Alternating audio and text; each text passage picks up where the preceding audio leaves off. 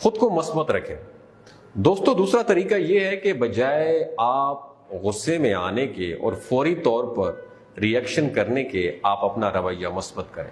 جی دوستو یہ بہت مشکل کام ہوگا لیکن آپ کو اس وقت ایسا ہی کرنا ہوگا. آپ نے ان الفاظ کو بالکل محسوس نہیں کرنا جو آپ کی شخصیت کو ڈیمیج کر رہے ہوں. خود کو مثبت رکھیں گے تو انسلٹ کرنے والے کو فیل ہو جائے گا کہ اس کے الفاظ کا آپ کی پرسنالٹی پہ کوئی امپیکٹ نہیں پڑا. وہ بجائے آپ کو غصہ دلانے کے خود پریشان ہو جائے گا. آپ کے نزدیک وہ سوچے گا کہ اس کی کوئی ویلیو ہی نہیں ہے.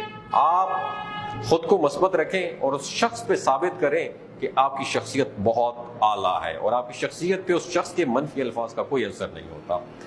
سینس آف ہیومر کا استعمال ضرور کریں. اپنی مزاح کی حس کا استعمال ضرور کریں. اس کے علاوہ آپ اپنی انسلٹ کے دفاع کا بہترین طریقہ یہ ہے کہ آپ مذاق میں اس شخص کی میٹھی میٹھی کلاس